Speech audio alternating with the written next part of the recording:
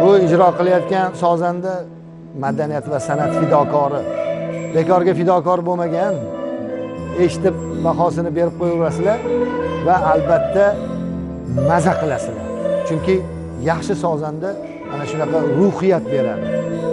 Toshkentda duel tomosha qilamiz.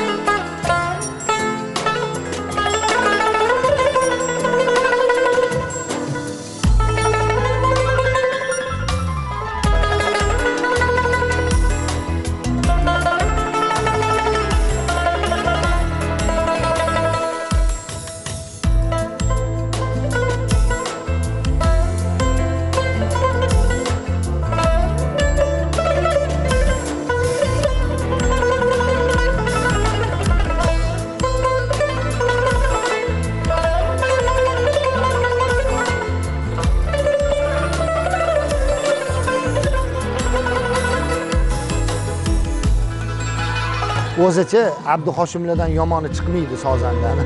Abduhoshim Ismoilov ustoz va mana Abduhoshim Yo'ldoshev. Yana bitta eslatma, bu asar Abduhoshim Yo'ldoshev ijodiga mansub. O'zi yozgan asarni ijro qilyapti sozandamiz. Omad tilab qo'yamiz, muvaffaqiyat tilaymiz va shunaqa yaxshi sozandalarimiz ko'paysin. Endi biz ularni duelga chaqirdik. Maqsad sizlar tomosha qilib maza qilinglar.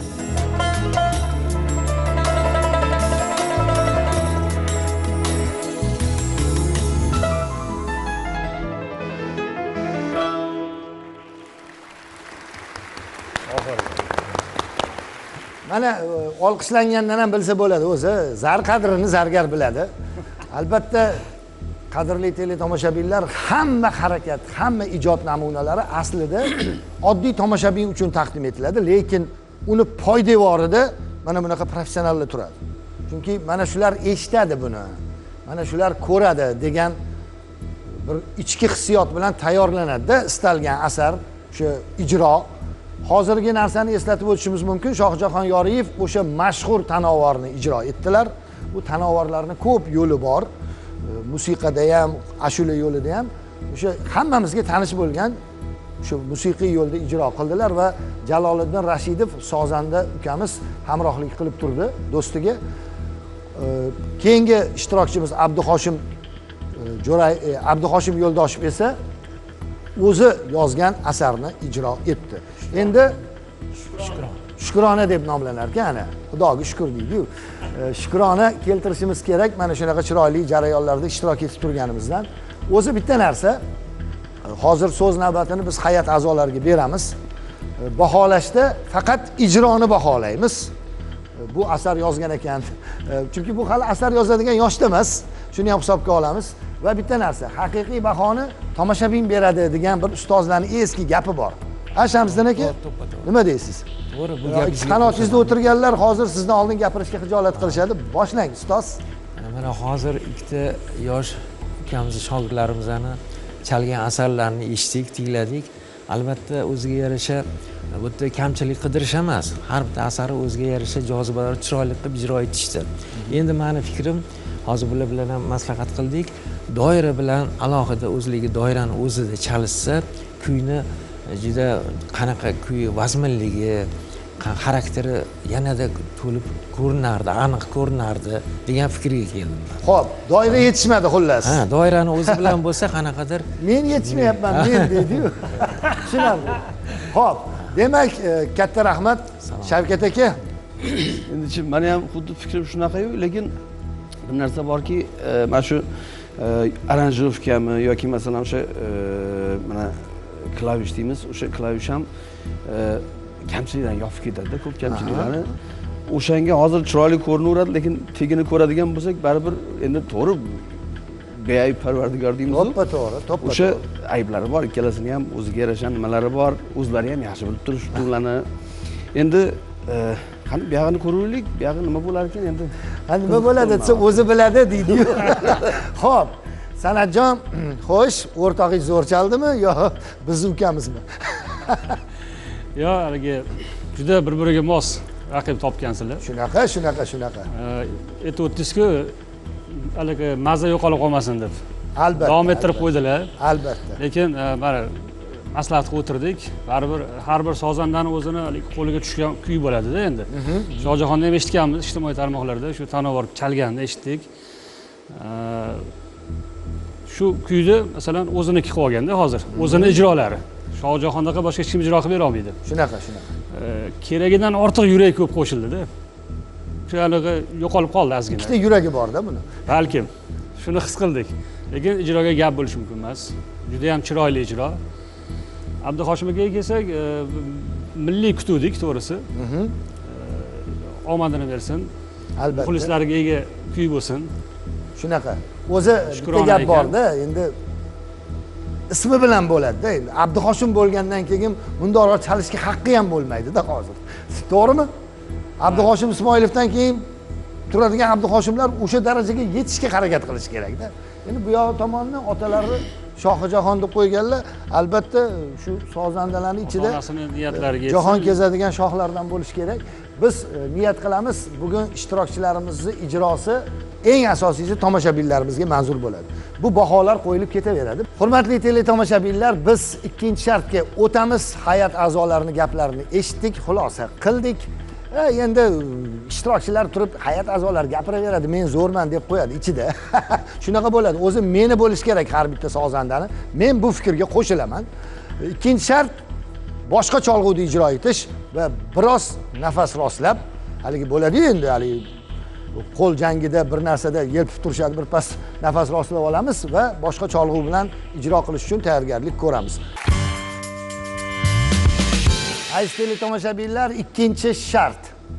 Haligi yuragi bo'shlar qaramasin deydi-yu sirk tomoshalarida. Biz esa ko'ngli torlar bu jarayonni o'tkazib yuborsin deymiz. Ko'ngilni keng qiling, chunki hozir ishtirokchilarimiz o'sha mashhur sharq xalqlari ijro etadigan tor cholg'usida ijrolarni taqdim etishadi. Endi bu safar kattalardan boshlaymiz deyildi. Shunga kelishildi sahna ortida, chunki hadib kichiklarni izzat qilsak, bular taltayib ketishi ham hech gap emas deyishdi va albatta bu fikr kichiklarning o'zidan chiqdi. Endi akalarimiz boshlab bersin degan. Bu hurmat. Bu narsa juda ham kerak. Abduhoshim Yo'ldoshev tor cholg'usi tomosha qilamiz. Marhamat.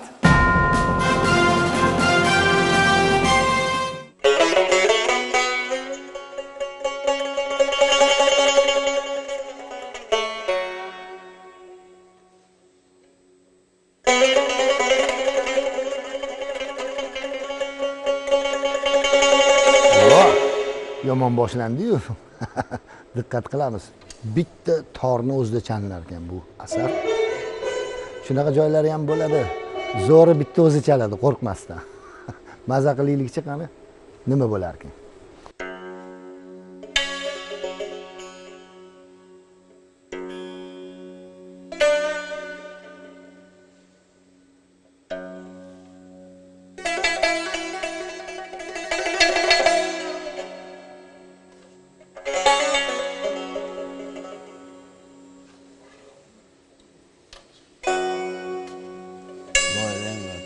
shart emas.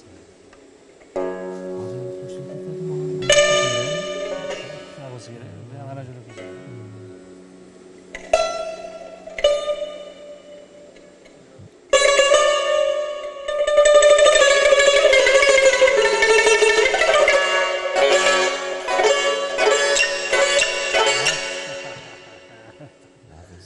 Kulib bo'lib ketdi.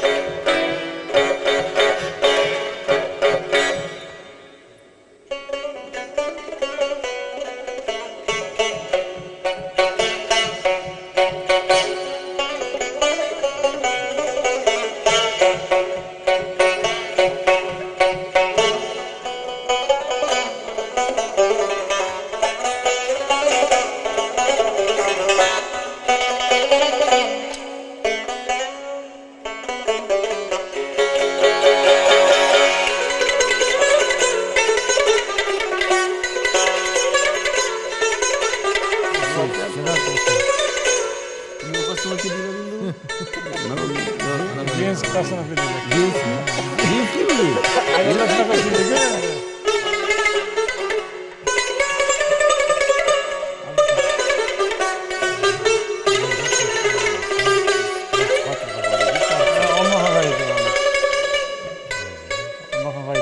Agar ekran qarshisida sozandalar bo'lsa, chuqur tushunadiganlar bo'lsa, hamma narsa aralashligini darhol bilib ulgurishdi.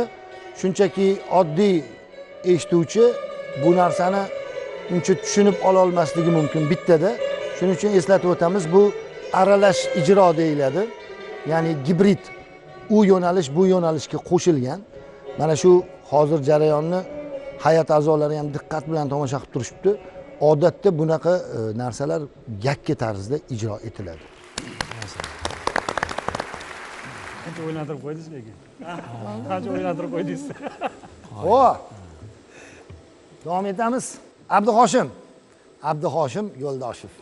Endi bunaqa paytda bunaqa ijrolar haligi gibrid degan so'z bor. Hali qo'shiladi hamma narsa bir-biriga. U yo'nalish bu yo'nalishga hozir o'zbekcha ham bor edi. Biroz o'sha aralashma yo'nalish ham bor edi va bir paytlar Odam orkestr degan film bo'lardi. Badiiy film. To'g'rimi Shamsiddin aka? Ana. Xuddi o'shani haligi ko'rgandek bo'ldim, chunki ko'pincha bunaqa ijrolar menimcha yakka tarzda ijro qilinadi. O'sha ijrochining o'zidan kelib chiqib, ichki holatidan kelib chiqib, menimcha duel bo'lgani uchun ham mana shunaqa ijro tanlangan. To'g'rimi Abduhoshim? Albatta, Kamoliddin aka, birinchi taklif bo'lganda duel deganingiz uchun o'ylab ko'rdimda, shu ani duel desa, o eski kinolarda kabboylar, nimalar hayoliga keladi. Shunaqa nimada boshlashga harakat qildim. Ikkinchi shart o'zini nimasini ko'rsatish deganingiz uchun to'liq zarb bilan boshlangani uchun ham boricha shunaqa variant yaxshi. Tor cholg'usida mana shunaqa imkoniyatlar bor. Umuman yaxshi sozanda istalgan cholg'usidan, o'zi foydalanadigan cholg'udan imkoniyatlarni chiqarib bera oladi. Biz orasida o'sha o'zbekcha ruhiyatni ham eshitdik va xursand bo'ldik, chunki bu narsa bizga juda ham zarur.